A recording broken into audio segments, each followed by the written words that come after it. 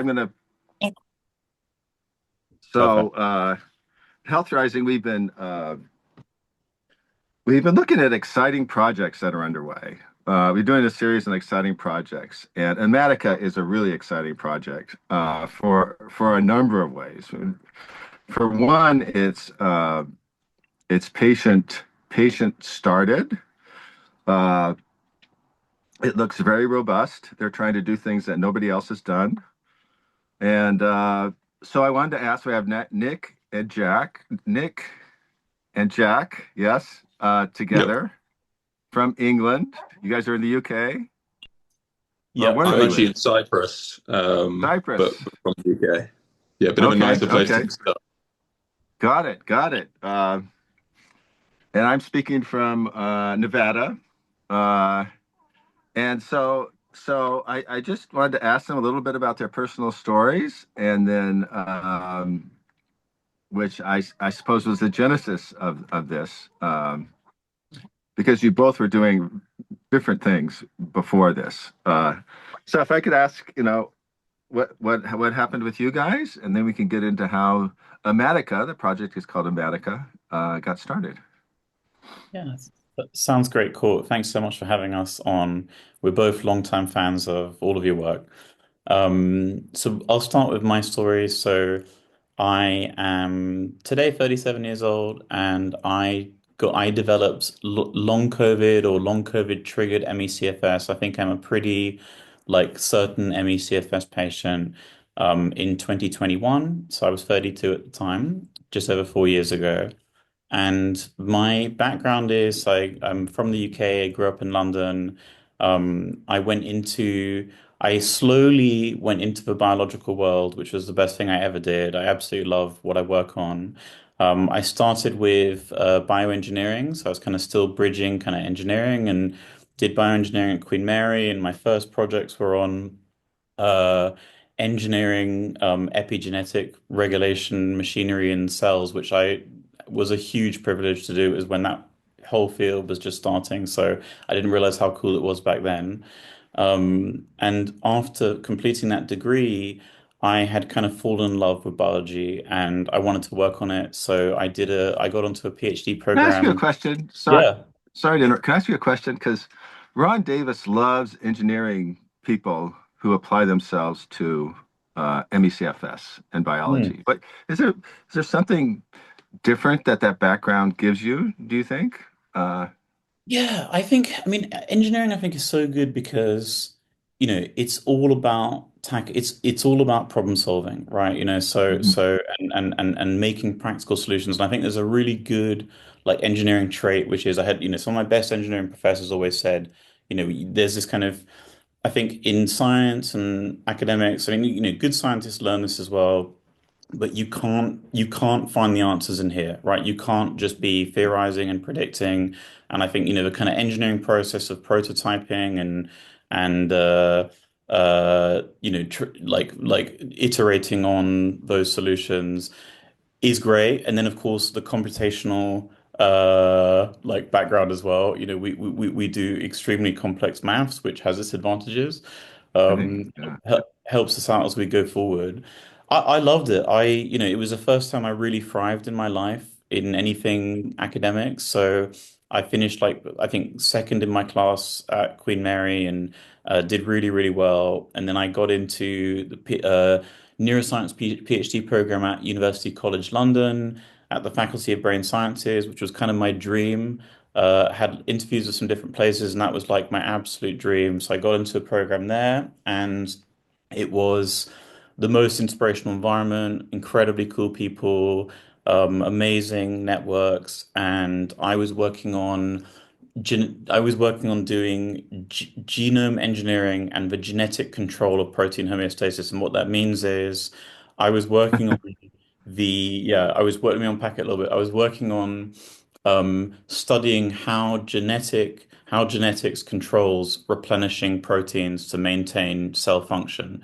And that again, I got so lucky to come into kind of Nexus, which is at the center of aging and disease, because changes in how that works as we age are a huge part of what, leads to dysfunction and dysregulation. So that was really cool. That was in the auditory system. And so then I was, had fully become a bio nerd and an official bio career. And when I finished that PhD, I then got another, extremely privileged a chapter of my life. I got a place in a team in Japan at the most prestigious institute in Japan called CIRA, the Center for iPS Cell Research and Application, which was founded by under the Nobel Prize winning scientist who discovered iPS technology, which is this stem cell science where you can turn any adult cell into a fetal stem cell and produce any biologically young tissue, and all aging is reversed when you do that.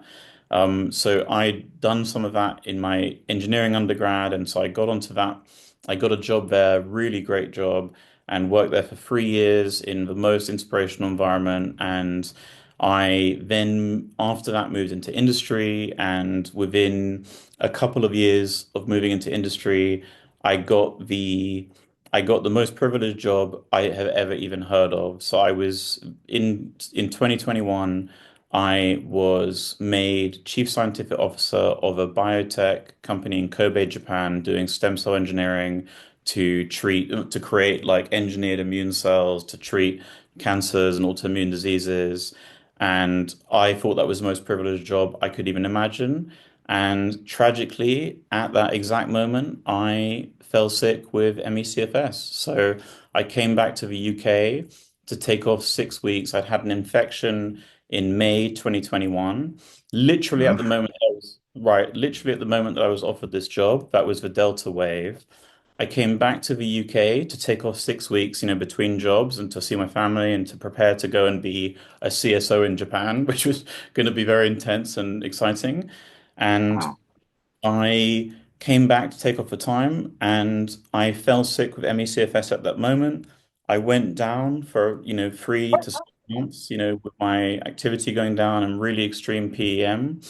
I did the job remote. I held on to, the job as best I could. So I didn't get to go and, enjoy the life there and experience it.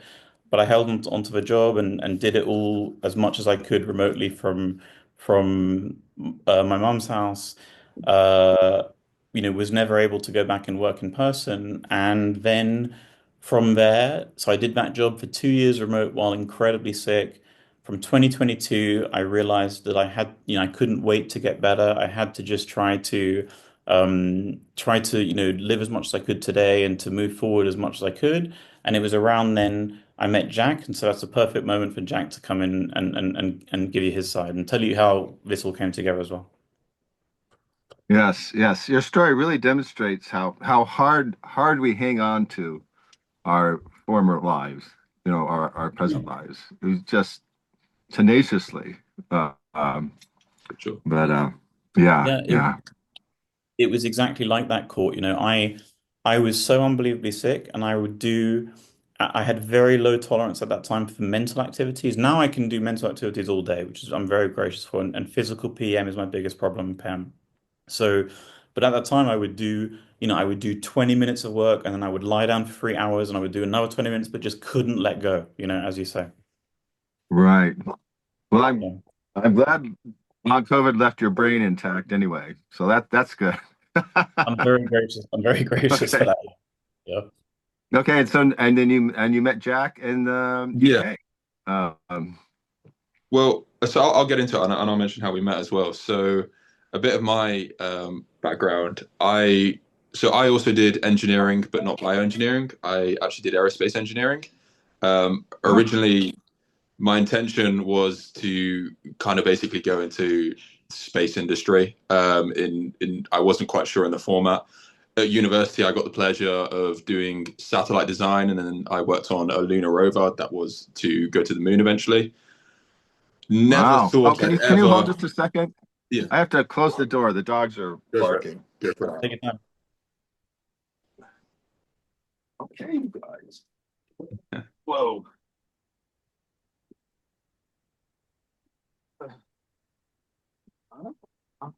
Gotta stand. Gotta stay out. Gotta stand. I mean,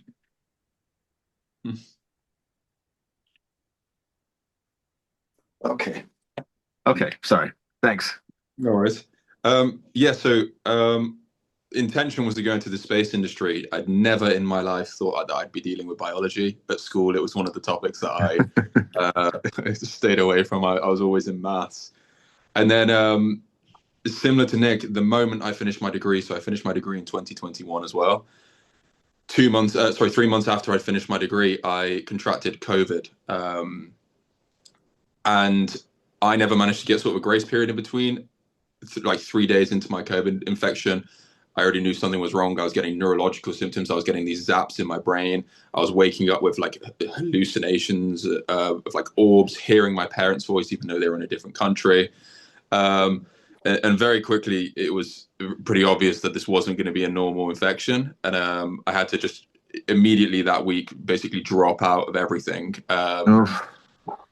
I was in the UK at this point, and my parents lived in Cyprus. So I grew up in Cyprus and my parents out here. And 3 weeks after my infection, it was decided that basically I would move back to the UK, to Cyprus, as I was not improving in the UK. I was actually trending down now into developing post-exertional malaise, more visual symptoms and stuff like that. So for me, very much was about to start my career, never really got it off the ground at all, was speaking to various companies, and then immediately this infection just halts everything. See the friends and family move on with all of the getting jobs after the university and stuff. So I moved back to Cyprus, find out about long COVID eventually through various forums, because especially the healthcare in Cyprus, it was not very educational on what was going on. I actually got a lot of psychologizing at the start. I had various neurologists who told my mum, who was in the appointment with me, that I'm a hypochondriac, the typical one. And then basically, yeah, after a while, I managed to find out what long COVID was from some forums. I decided that I'd start looking into it myself, as my clinicians were doing nothing meaningful. And in 2023, I came across basically some hype and some papers around immunoabsorption. This was before I'd really got heavily into research. And I thought I would try immunoabsorption myself in Germany. Sadly, I did the treatment, and 4 treatments into the 5 treatment protocol of immunoabsorption, I basically experienced an extreme worsening. So I went from originally I was able to do about 3,000 to 5,000 steps a day. I can now do about 500 roughly. And that was in 2023, and I have never improved since. And I developed stuff like severe MCAS, sort of brain fog and stuff like that. And this was all from this treatment that didn't have much anecdotes online of negative responses. Right. And this sort of funneled me. From this, I got funneled into certain sort of patient subgroups, patient like forums, you could say, groups. And this is actually how me and Nick met. So Nick and I were sort of connected via these patient groups where patients were trying to figure out their own disease, kind of understand how to get themselves out of it. And after I had this experience, I came to the philosophy that seeing a patient try treatment or seeing a research paper suggest a treatment, it does not work for long COVID and ME/CFS because we're just so different. You'll see someone who responds positively to one drug, you'll then try replicate it. 9 out of 10 people will have absolutely no response at all. And then if you're in the unlucky 10%, your life is ruined indefinitely. And we call it treatment roulette or drug roulette. You're gambling the little function you have for the chance to improve. And for some people, it doesn't go well. For most, nothing happens. And through these forums, I was speaking to Nick, who shared the same philosophy. And this was basically what bred the idea of Amatica. So our thinking was the only way to solve this disease is through data science. So there has to be a biological reason that patients are responding differently to these treatments. And to find that, you need to centralize all of the data on a scale large enough and then do advanced data science that you can start to tease out the possible mechanisms that are causing these patients to respond differently. And until someone does this, every single clinical trial that starts for a new drug in long COVID will fail because they're probably lumping together 3, 4, 5 different diseases or subgroups of patients. Some people will get worse. There'll be no all of the research that comes out as well. One week there'll be a research that comes out that says long COVID is pro-inflammatory. A week later there'll be one that says it's anti-inflammatory too high. It's they've probably just got a different percentile of different subgroups in their studies. So we very much, Nick and I very much connected over this idea that like someone has to finally do the work to centralize this. And Nick's expertise, of course, is perfect for this, as he knew the technologies. And I'd been sort of looking into systems that I think are sort of possible key systems involved in disease. So that's stuff like angiotensin pathways, mitochondria, and stuff like that. And that's how we actually developed the first 31 marker panel, which we have some results from now.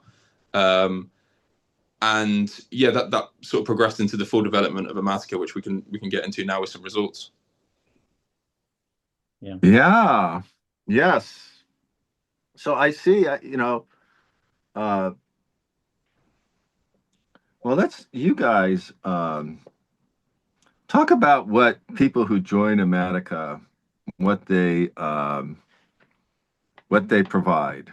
I mean, huge. You ask huge questionnaire. Yep. So let's just go over this 350 question questionnaire. Okay.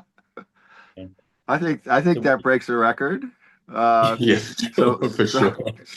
it so does, what yeah. are you guys asking about in there? So You basically, don't have to give we every one, by the way. no, no, no, of course, but this kind of layering on of data is kind of really central. So we think that we know that questionnaires, like people have questionnaire uh exhaustion or whatever, or like people are tired of questionnaires, but we actually think this is something that has been really not maximized at all.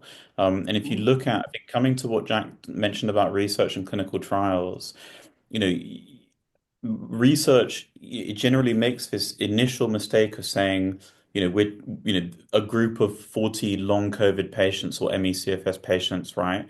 When in reality, those 40 patients are extremely different, right? With not only their presentation and their treatment response, but literally their biology. They have extremely different manifestations and underlying processes. So we think so. The questionnaire is really important because we actually think that all studies should be doing really deep phenotyping. And I think you see it now, like the kind of cutting edge now is you'll see a lot of studies saying like a more neuro group versus a less neuro group and separating those, which is great, that's progress. But we believe that there could be dozens of input in groups or 100 groups that cover the space, right? And so we believe that, you should be separating patients with much more detail.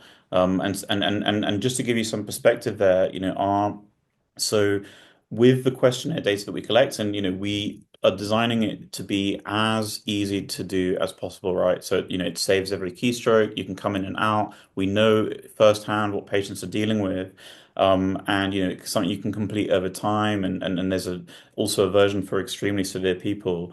But by collecting that data, we're able to do something that I think is a really like under thought about research concept, which is instead of this healthy control versus disease, right? We don't believe in healthy control. Okay, we believe everybody is on a spectrum of disorder and disease and illness, right? Hmm. And there is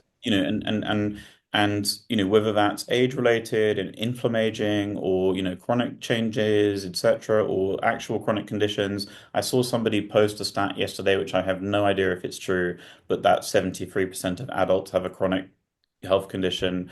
I wouldn't be surprised.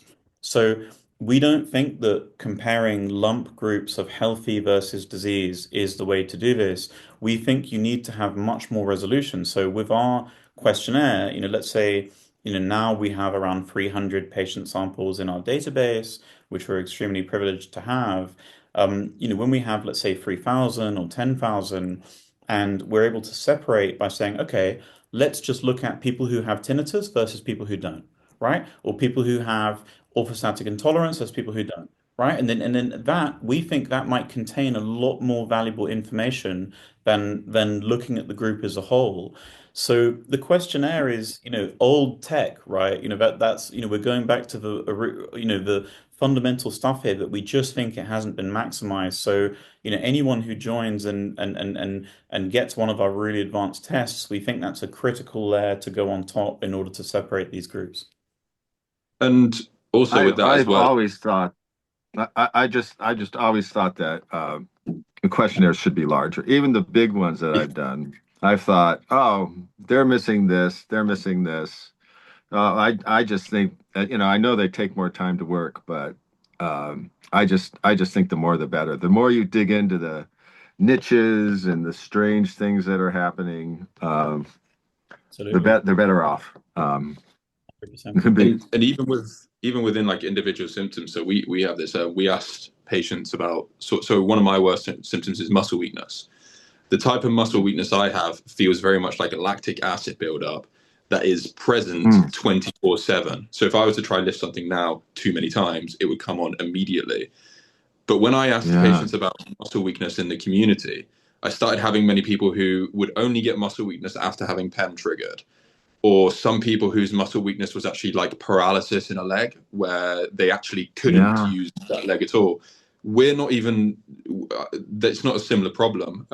So if you were to take all of us and put us into one study together, you'd just be comparing three different diseases ultimately. So right. you've got to be able to tease through that because the disease is so systemic. The ability for presentation is also so widely scoped that if we're just comparing people on a really simple level, it's not going to be very useful. It's And just interesting to add, because one of my unusual symptoms, which I don't really see that much, is this burning muscle pain I get if I exert myself too much. And Yeah, it's not a deep achy thing. It's kind of very shy. It feels very nervy. yeah. right. Um, yeah, yeah. And my partner doesn't have that at all. Our presentation is, except for the fact that, we're both have functional problems, our Mhm. presentation is almost completely different. Uh, Right. Same with myself and Nick. We yeah, even our biology in our first test, we were actually the single most different people in the entire testing, is that which is right? kind of a Distinctly almost different, but that's probably a good yeah, basis to be working on this together, right? There yeah. you go. So, And so and that questionnaire includes your disease history, the treatment response. I guess that's a big one for you. exactly. And so Um, yeah, treatment response is like the most important data point because, the whole goal here is that we're going to help to predict treatments, and to basically stop this treatment roulette, So the goal for us is like, let's say over the next years, we want to be able to say, okay, you've done our test, you've done the questionnaire, we have, you fit into these groups, okay, with these different patients, and within those groups, we see this percentage of response to this drug and this bad response to another drug, to try to give clinicians and patients this information to work with. So for treatment responses, we try to standardize that into almost a kind of clinical regulatory trial format. So any patient who's done a test who then does a treatment, we do, like standardized follow up, at the, baseline and before treatment, at the time of treatment, and then 1 week, 1 month, 3 months, 6 months. The goal being that hopefully, in the next year or so, we'll have meaningful cohorts who've been through that, and we can help people avoid these really bad, outcomes. yeah, yeah. Um, and I suppose people can add as they try new things, they can add to their treatment list. So Yep, this is an ever growing. Absolutely. exactly Ever-growing that. And thing. The more gene expression results you get, the more insights you can exactly, yeah. gather. Um, so 20,000 genes, the expression of 20,000 genes tested. Is that all the genes? How does that compare to all the genes we have in our body? Or It is. every gene, yeah. And so That's the every gene test. Wow. absolutely, yeah. And so this is this RNA sequencing is your whole it's the expression level of every gene, and there's a couple of small details which are really interesting, which just to keep in mind. So it's collected from a venous blood sample, so it means that we're sampling from your whole blood. We collect every RNA from the whole blood. So what we're getting is we're getting those gene expressions from your immune system, your circulation. We can detect genes that leak out from tissues, but it gives us insight there. So from your immune system, we get this kind of total gene expression capture. We see the relative expression level of every gene. It allows us to see which genes are on or off, which pathways are activated or which immune states are activated. And it then allows us to get this kind of really deep functional insight. And On there this, are, yeah, go ahead. I'm not sure. Are you also aware of the difference between, say, RNA and DNA? So this gene expression we're doing is RNA, which yeah, you are. Yeah, nice. Yes, yes, yes. This is the single-stranded gene that directly turns on creates proteins. Is that right? Yeah, absolutely Oh, cool. You got it. I know I'm you're getting a better at serious my genetics. I know you're a serious biologist. But yeah, so the RNA is, you have your DNA in the nucleus of a cell. So that's like, all of the pieces of software that could be used by your cell. And then the RNA is the copy that's made, which is transported out of the nucleus to be used to make protein. And so, it's this really fascinating information, but where, we get this counts for each gene's RNA, and then it tells us which genes are you using and how much in your cells. You don't have anybody doing like asking somebody to like really exercise and then do your test. Have you guys started that at all? Yeah. So cool. We are. I mean, we're quite like with PEM post-exertional malaise. We we it's a huge interest for us. We think that it's also a complex spectrum of manifestations. We don't think it's one thing. It can be really different patient to patient. We basically Uh, we have some funding pledge to do a specific post-exertional malaise study, where we'll look at samples, we'll specifically collect samples from the same patients before and after PEM. It's a complex topic because, if you take my case, for example, I have very extreme physical PEM. So I can be completely normal, almost kind of symptom free, except for, all of the lack of vitality or all of the normal kind of things. But if I move through an invisible barrier, it triggers a systemic thing that can be, disabling long term, right? So, I, for example, went 2 years without triggering significant PEM from 2022 to 2024. I then did do it in 2024, and it's been more than a year to recover, and I am really luckily recovering. So, we want to get those samples. We want patients to be able to do that in a way which doesn't risk their health and their ability. If you look at the best post-exertional malaise research in the world, I think Professor Alain Moreau, who's a friend of the company, does the best research in this area. Mhm. Um, so, Rumpin Medicine Foundation researcher. Mhm. Yeah. absolutely, absolutely. He's a hero of ours, and a Yeah, friend. really? Ah, Yeah, absolutely. you guys are talking? Yeah. We've actually been like loosely trying to collaborate, and we'll announce publicly probably something if it comes through in the next months. But we've been trying to work together officially for quite a while. Oh, Um, good. And Great. yeah, so I think with our post-exertional malaise work, and his work, which I think is the best in the area in ME/CFS at all overall, um, he was doing, kind of really controlled triggering in a general mixed population. I think what we'd like to do is to have much more detail in the definition of post-exertional malaise. Like Mm. separate out major types. We think that one really important separation is delayed onset, right? So people who have an immediate worsening versus the people who have, a 12 to 24 to 36 hour delay before getting worse. We think that's one really interesting separation. So we have some really exciting work planned in that area. And Oh, that's with interesting. the That's uh-huh. yeah, with the PEM stuff as well, we have actually had some patients who and we're always open to more patients doing this. Certain patients, they've basically said to us beforehand, can you send us extra tubes? And then what they've done is when they've naturally triggered PEM in their day-to-day life, they've immediately booked a Yes. blood draw the day after.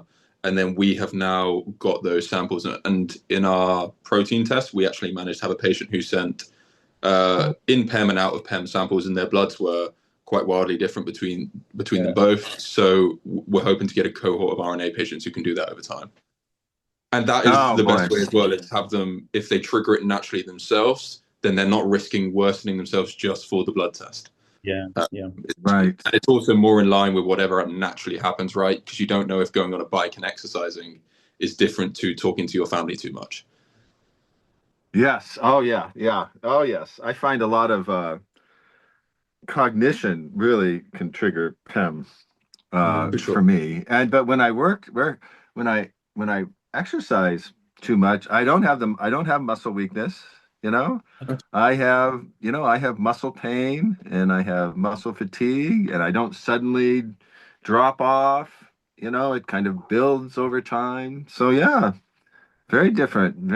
These aren't these aspects aren't even being explored in MECFS, Exactly. except for you guys now. Yeah, Yeah, It and takes it sometimes it takes a patient or exactly. two. I think so cool. I think that it needs direct patient experience. And just to put some numbers on this, like just from my knowledge, and obviously, this is only from what I've seen in different patients, how they've talked about it, what they've reported. We had a we had about so we actually got long form answers from about, I think, 80 or 100 patients on their subjective experience of PEM. And then we were like mining those long form answers Oh for data yeah. to look at like common themes and rare phenotypes as well. So maybe I have had, I guess, a fairly good insight into this, and we'll make some nice data representations from that and put them public soon. But I genuinely think that to really study post-exertional malaise well, I think that you need to be in the scale of hundreds or even thousands of patients, because I think that if you look at the presentations, there might be kind of two or three or four major clusters, like this kind of really physical one, or it's really neuro-oriented, delay versus no delay, um, and flu-like versus systemic or whatever. You might have these major clusters, and then out from those clusters, you might have, smaller groups with really unique phenotypes. And then the long-term progression of these symptoms is also really, really different. So I think that you may need a scale of thousands of patients, because let's say at a scale of 2,000 patients, if you want to study a group that is 5% of the patient population, which I think is really reasonable to want to study in something like PEM, you need, if you have 2,000 patients, then 5% is 100 patients, which gives you real power to go in and study them and to look at their biology compared to the population. So that's a way we think about the disease a lot, is the scale that we need to bring those groups of 5% or 3% of 1% of patients who have unique biology, who need their own dedicated research, to bring them with us to make findings. So PEM is equally an area where I think that there is, this need for really high resolution and patient-led approach, as you say. Very good. Yes, yes. And you do, I should mention, you do have a statistician, data scientist on board as well. That's part of your team. Yeah, so we have Uh, so we right now we have myself with a data background, and we are collaborating with some really talented data scientists, and equally something we will hopefully announce soon, but we are pr looking to bring on a senior data scientist as well, who will help to all kind right. of, build the pipelines out from this. So, I think to be honest, we see that as the most important area of expertise for us is to, the type of modern data scientist who can, work with the most advanced biological data and who has, the full leveraging of machine learning and AI in their workflow. Well, when you emailed me in July, you had 50 to 60 patients. Now you have Yeah, 300 patients. Yes. right. That's I know. a huge jump. Yep. Um, so how many do you, well, I guess there are different levels depending on what you want to Yeah, do, but how many do you, I mean, first of all, yeah, isn't this already a very large gene expression study? Have we had any gene expression Probably the studies that are largest. this big before? yeah. So cool. We think that we are bigger than 95% or 99% of research studies already. Jack found some really cool data last year that showed that the average study size in ME/CFS was 42. Um, we, but I think your question is really good, and I'd love to give a bit of what I think it will look like, the path in front of us. So the RNA sequencing data set will be one of the biggest of its kind. It will also be the most detailed phenotypes, right? So because of the questionnaire data, there will never have been an RNA sequencing data set that's been as deep phenotyped as this one. So, that's where we're really optimistic that we'll be able to look at niche symptoms, your specific type of muscle weakness or your specific orthostatic intolerance or GI symptoms or poisoned feeling, and really look for biological signals that correlate with those that have never been done before. So those results will be coming back in, we think next month for this initial big cohort, and we are really, really excited about what we might find. Looking forward, I think it's really exciting to think about like what we can achieve at different scales. So we think that so right now we're at this kind of just under 300 samples, and we think that at a kind of 500 sample scale, we think that if nobody has uh, done this in the meantime, pan disease diagnostics should be possible from that scale, right? We know a lot of groups who've been working on that, who've made progress, but it seems to just stall and it doesn't move forward to clinical validation and all of these things. In terms of the real stratification, so in terms of separating out the subgroups to have the power to tell patients, this is your group, this is your biology, these are the treatments that might work for you, or the ones that you should really avoid. I think the way that you can think about that is quite elegant, where you say, okay, if the subgroup is 30% of patients, right? So if you take like a really general profile, which is a huge subgroup, then maybe 200 or 300 samples is already enough to have power to make really important findings there. So I think of the disease landscape as a kind of like a kind of exponential decay, where at one end you have the biggest groups that generalize to the most people that are, let's say, 30% or 40% or 10%, something like that. So to make findings about that, and if you are similar to a lot of patients, if you fit in a group which is more general, um, then maybe more mild or more typical, then we need less samples to make important findings about your group. So at our current scale, maybe we can already make findings about groups that are 30% or 20% of the patient population. Looking forward, you know to make meaningful findings about groups of, let's say, less than 10%, we really want to get to that, 1,000 sample level where suddenly, a group of 7% is 70 patients. And that's a really meaningful cohort that we can then study and look at drug responses in and track over time. So you can kind of map it out like that. And then it's basically, for us to get all the way through and to help the people who belong to the rarest groups, we need to just go bigger and bigger until those groups are represented enough in our data set. And it's also I think I'm in one of those rarer groups. So Really? Yeah. good Yeah. luck. Yes. I think me too. So yeah.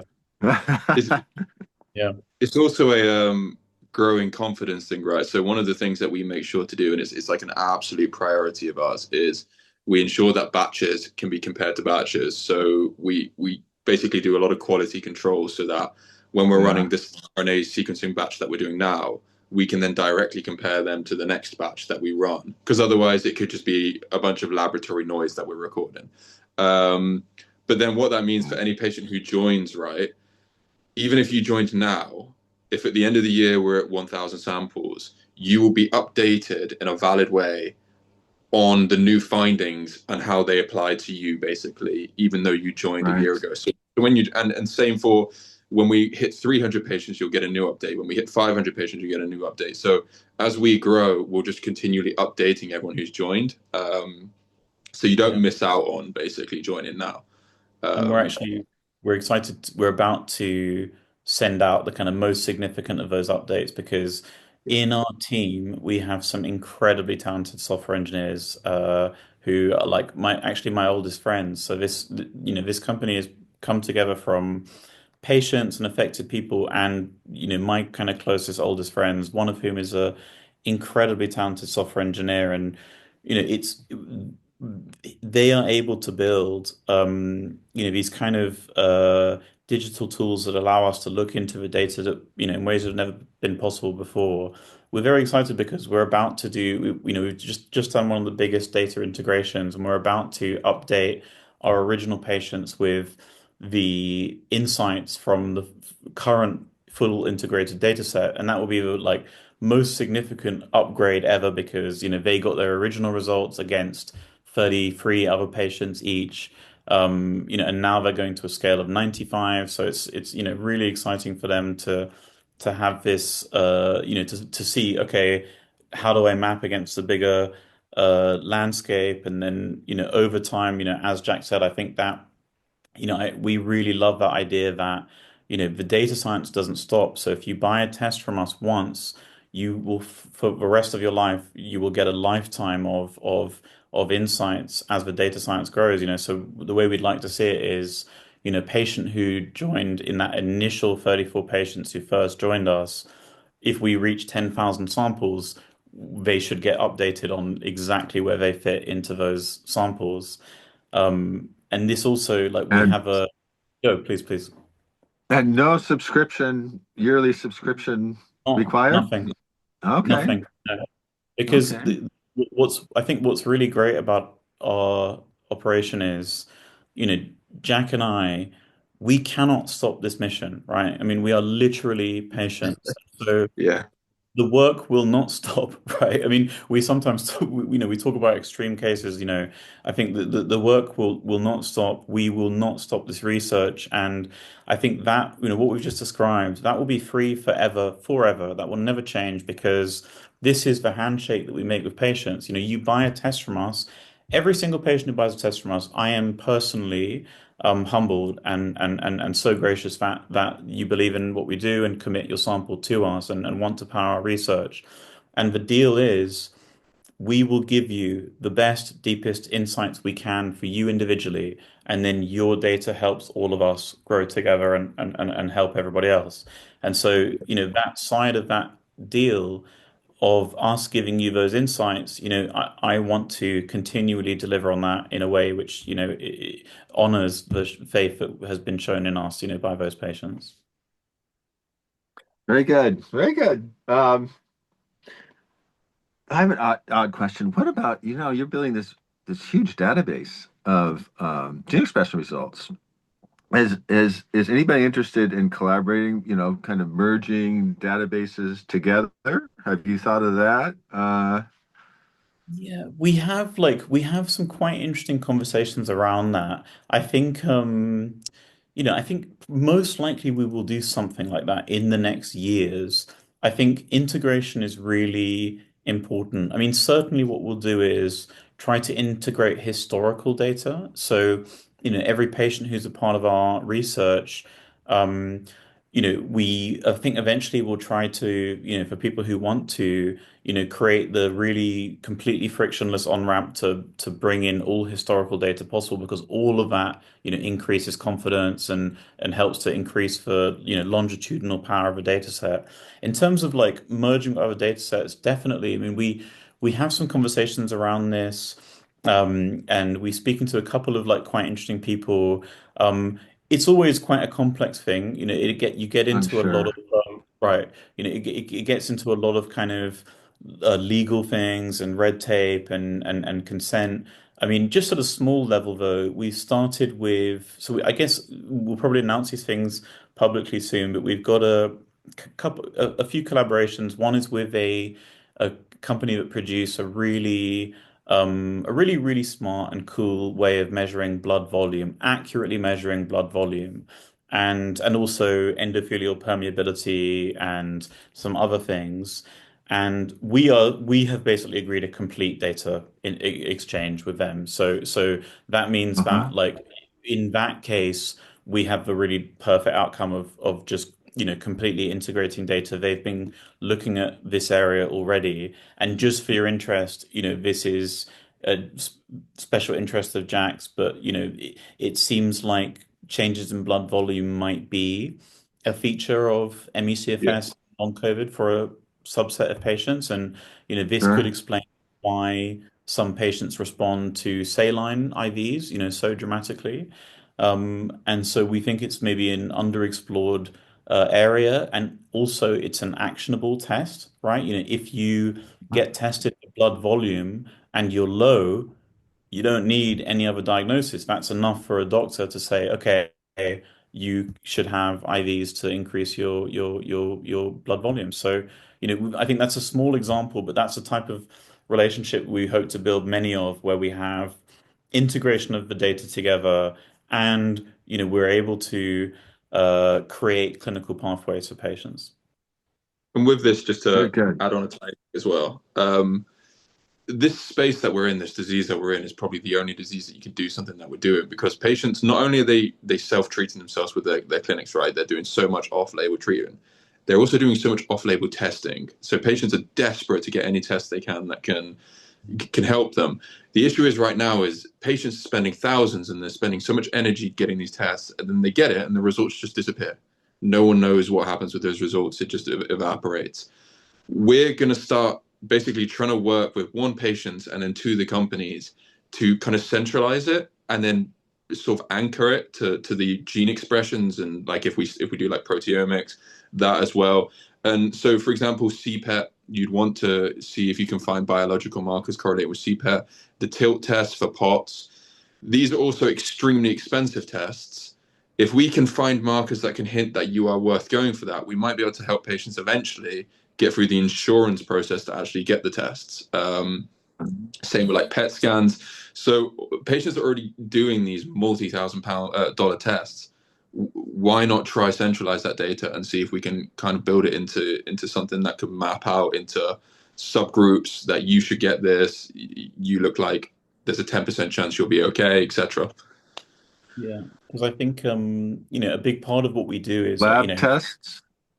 Lab, Yeah. you for are considering. Oh, that would be great. Wow. sure.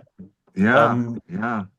because I think there's like a big part of like there's many different ways we want to try to help in this area and to make clinical impact and all of these things. But I think increasing like efficiency is a big part of it. Like instead of people just getting tests at random or trying treatments at random, we hope that we are able to basically do this precision guidance that allows people to say, okay, actually, from one test of ours, and I guess this is a good example where, patients in our current RNA cohorts, right now they'll get their results in next month, say, and then after that, they will continue to get insights. Now, let's say next year, if we find that there's an association of blood volume changes with some specific gene expression pattern, or dysfunction in a system that could have a diagnostic test done, we will then be able to just update all of those patients from the original group to say you belong to this group where we think there's a chance that you may have a benefit from doing this other test or this treatment. Wow. Wow. Very good. Very good. So, in one of your publications, you say there's a large amount of research showing RNA sequencing has the ability to identify treatment response predictions in diseases such as cancer, epilepsy, arthritis, lupus, etc., And we strongly believe it will be the same for ME/CFS and long COVID. So what are they doing that's enabled them to do this that we are not doing? And is this, when a group is formed, they often want to provide something that's missing in the field. And so Sure. that's one thing that you see is missing, is this ability to identify treatments that could be helpful and are not helpful. How have they been able to do this? Because we've had lots of gene expression tests, studies, No, I but think no, I don't remember any that really led to, yeah. a treatment, I think regimen. it's a great question, Cor. And I mean, the simple answer is that the reason that those other diseases have been able to leverage RNA sequencing data to make diagnostics is because they aren't as heterogeneous as ME/CFS and long COVID. Ah, Right? So, for example, for those diseases, they've done, let's say maybe they had 100 samples or 200 samples from the RNA sequencing. They were able to look at, maybe they had like three different groups of patients who had different responses to different drugs.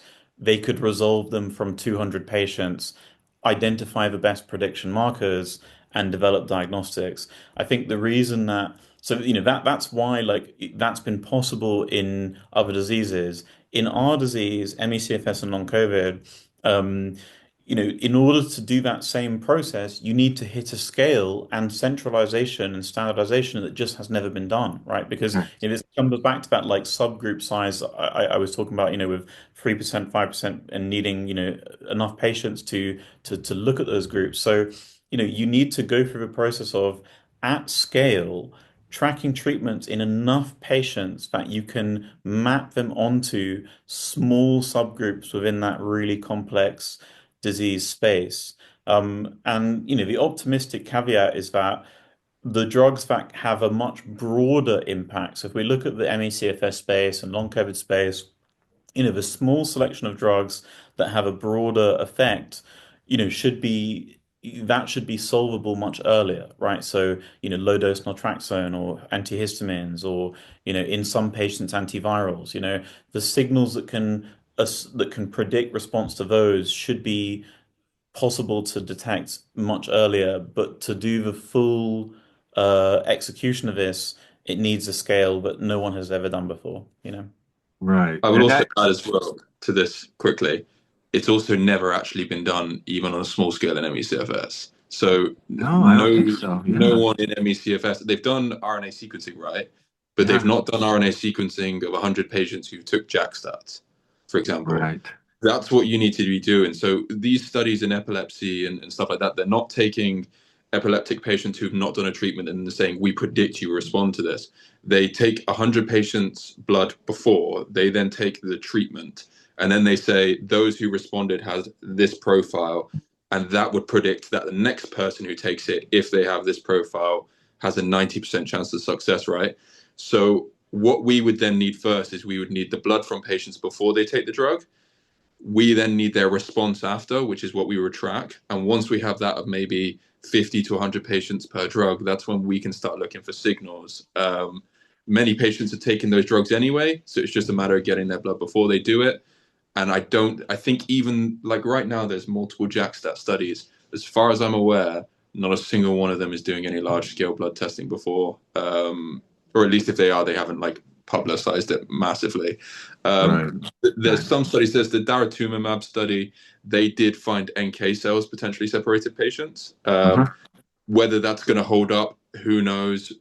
And then there's some other studies where what they did wrong was they selected themselves maybe 10 biomarkers that they thought would predict the response.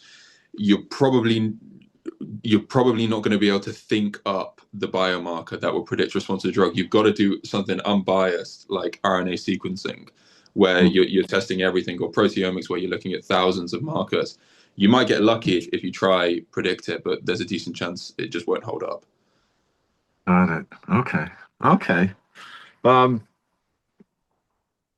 so, I mean, you guys have big plans, Yes. to Absolutely. say the Absolutely. least. We need big plans to tackle this disease. You have to think Yes. big. You got to think big. Yeah. That's what I always say. We got to get Yeah, bigger. We got to get that's it. bigger. That's maybe that's the key thing, you know. You Yeah, know, we got to get bigger. We got to get these big studies that really mean something, you know. absolutely. All the little studies are great. They're pointing the way, but they're pointing the way to the big studies. Yeah. 100%.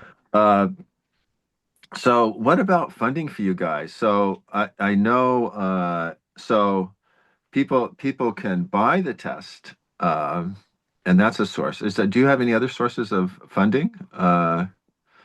So right now we've had so in 2025 we had some donations which are, again incredibly humbling.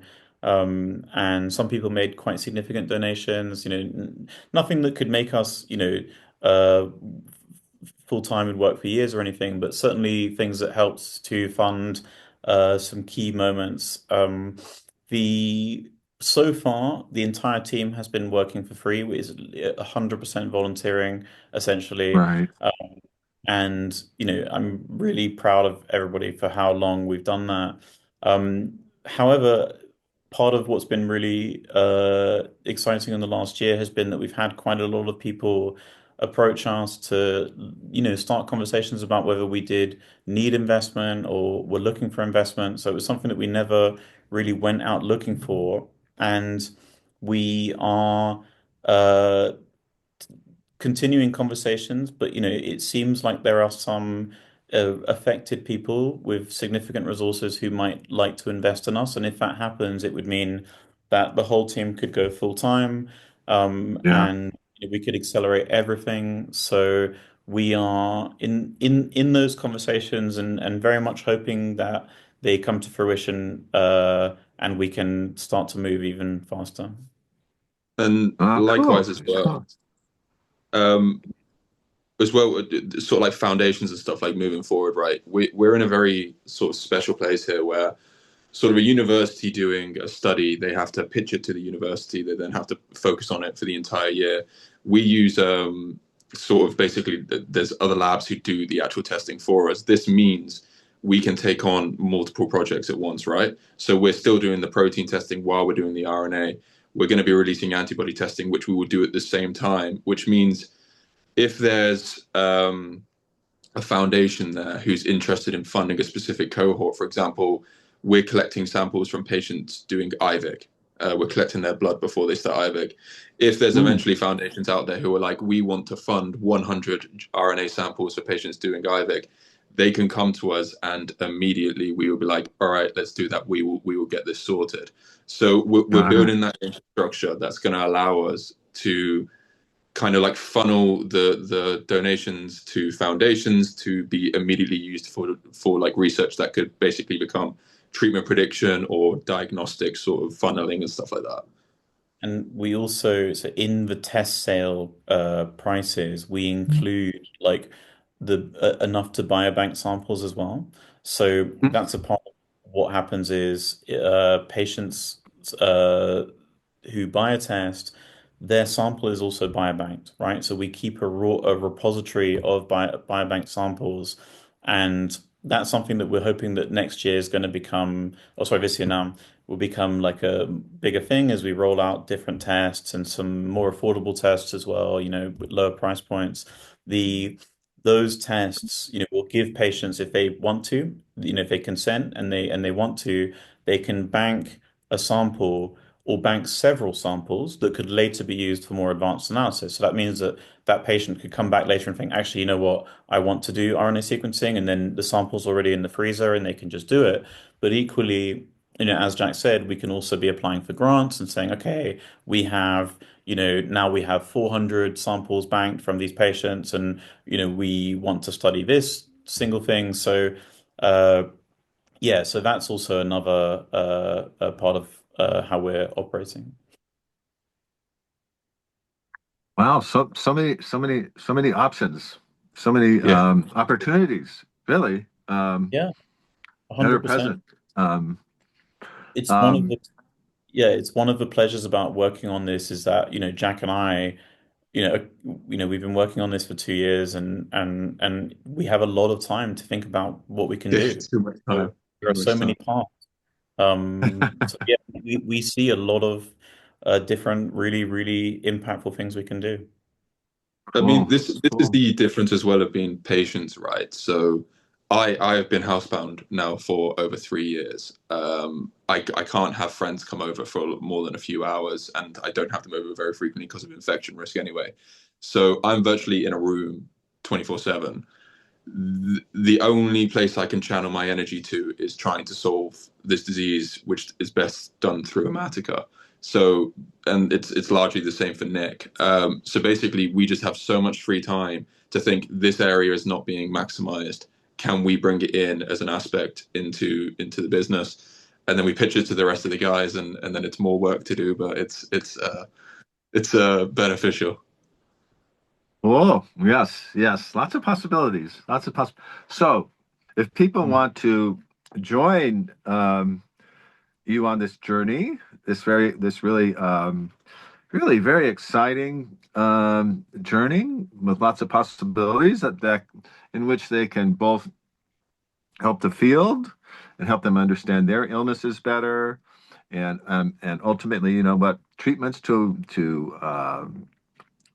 try, what treatments to avoid, and help you guys get to scale and just help this thing grow. So what do they what do people need to do to join Amatica?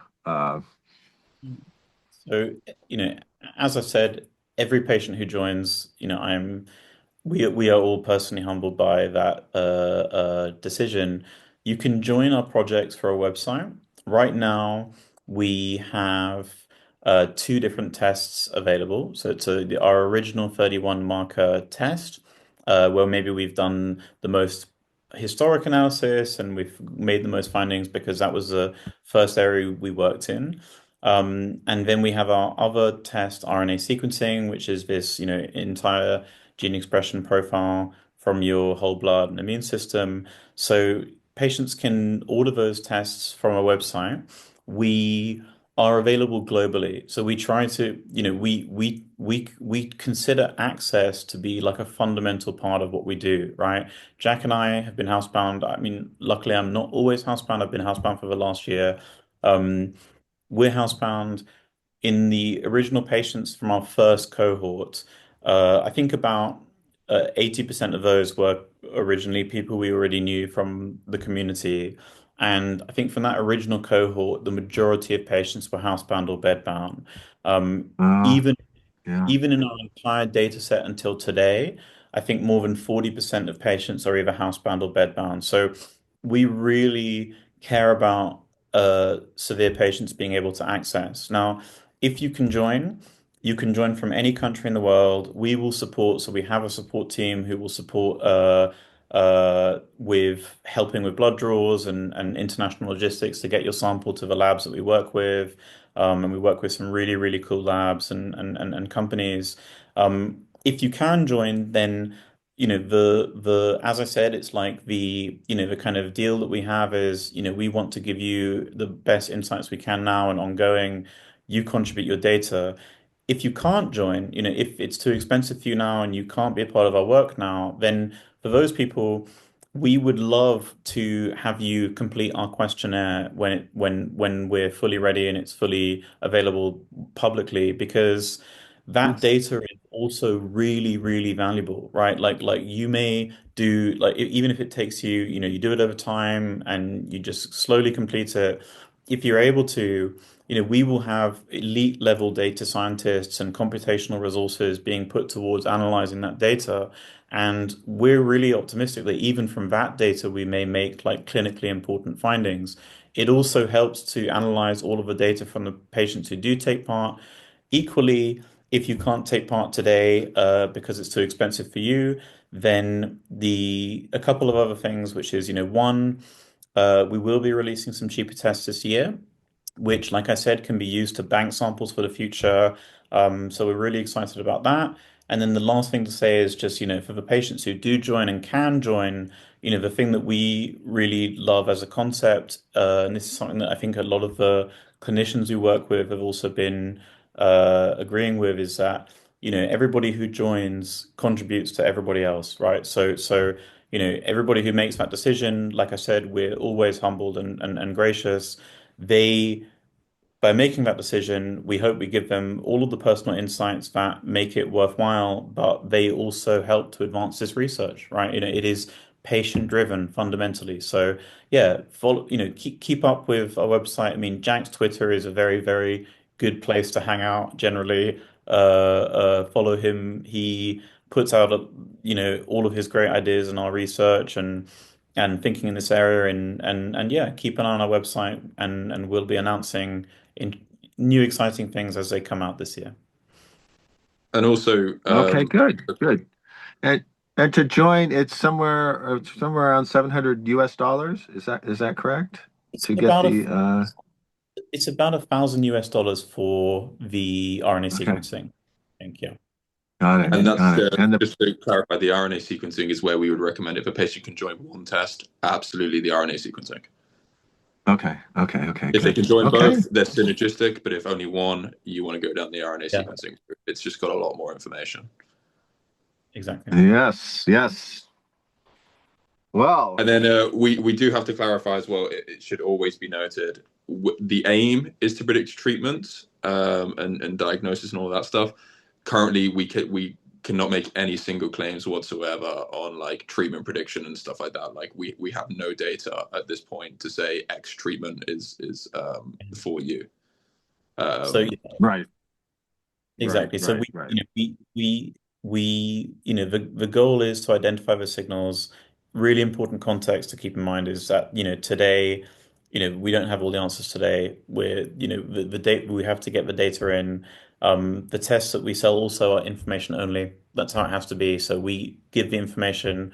We cannot make clinical recommendations, but the most productive thing we can do is connect with patient clinicians. So when patients can introduce us to their clinicians, that's where we can give them, guidance that can actually impact their treatment. So actually, kind of the biggest focus of 2026 for us is building the clinical network. It's really the gateway to treatment, right? So I think we've talked a lot about like our data science and the scale and everything we want to achieve, but the fastest route to making an impact in the clinic is directly working with clinicians, with doctors, because we can discuss things with doctors.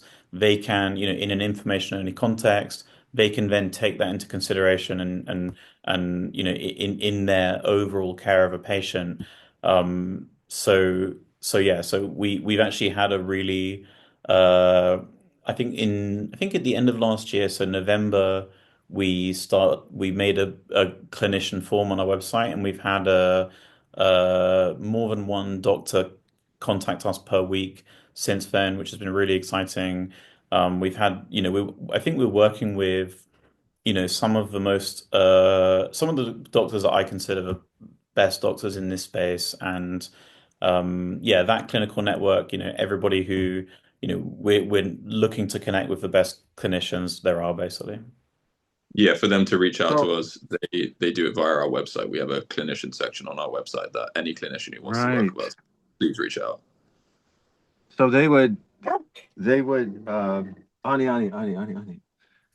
So they would have a patient that has done the test results, and you would say, well, based on these gene expressions results on protein tests, this might work. Is that how that goes? That's exactly right. So cool. That's for much faster regulatory path, right? So basically, Uh-huh. with the clinicians, we can disclose like guidance on what can be, what we see in our patient group. We can share with them, that treatment data. So actually that they play a critical role. And what we see is we see like, I guess we live in our own bubble because we see the doctors who gravitate, in this space or in this disease area. But we see like a really, there are some great doctors out there who really are rolling up their sleeves. I think many patients have had like really bad experience with doctors and maybe have literal PTSD from their, encounters with doctors, in the bad cases, but the right doctors who do care, who are rolling up their sleeves and using the tools available, whatever drugs they can, they think can help, they are like the best partners for us because if we work with their patients and if patients can introduce us to their doctors, so we have, that's a kind of part of our relationship that we also have with patients is to connect with their doctors directly. That's where we can share the, insights that we have on the patient. Doctors have their own clinician portal where all of this information is aggregated for them. And the flip side is that, those relationships are doubly important because it's the doctors who are giving the treatment. So if we are connected with the doctors and working with both doctor and patient, then when the doctor is going to give a new treatment, we're right there to track that response from, clinical environment. So it's the best possible setup. Oh, I can see doctors, in their standard testing protocol say, I want you to do a gene expression test with you guys. Yeah, I Yep. mean, how many doctors have access to 20,000 gene expression test Right. I results? Then mean, cool. AI'd. Yeah, Absolutely. exactly. Right. Yeah, yeah, Yeah, yeah, I know. No, yeah. cool. Obviously I'm biased, but I couldn't agree more. And I think it's been really cool to see like quite a significant number of doctors come to us and want to, use our tests and integrate us into their care. So yeah, really cool. And I this don't think this I've model, by the ever way, had a too. doctor look at my gene expression results. I don't think I ever have. Yeah. I don't think so. Yeah. What all those little genes are doing in my body, I mean, Really. who Yeah. knows? Okay. All right. All right. Well, thank you. Thank you very much. Oh, I wanted to ask you, where does the name come from? So Amatica is like so it's just actually a combination of two words. So I think it's the Pali amata, which is like replenishment and regeneration, right? And holistica from Latin for like health or treatment. So it's a combination of those two words. Ah, cool. Cool. Cool. I looked it up. I could not find a Yeah. derivation, so thank you. Yeah, no, thanks for asking. You're the first person that's asked, actually. So Yeah. great question. Oh, it's a nice, it's got a nice Amatica. It's kind of soothing. It's kind of a soothing Yeah. word. Well, I think Yeah. the Pali root, amata, is a really beautiful word. So yeah, it's cool. Yes, yes, yes. Okay, well, thank you. Thank you very much. And when you get those results and things, more things come up, I hope we can talk again. That would be great. Absolutely. Let's do it. I think, after we've had the RNA sequencing back in February, we should have a lot of interesting stuff. We'll be in touch. That'd be great. That would be great. Yeah. Great. Well, good luck. Good luck moving forward. Thanks. Real pleasure to Thank you Yeah. meet very you. much. Okay. Yeah, nice one. Okay. Awesome. Okay. Great. I have to, Good how do luck. I turn? Okay. Okay. Bye-bye, you guys. Take care, Court. Have a great day. Take care. Take care of yourselves.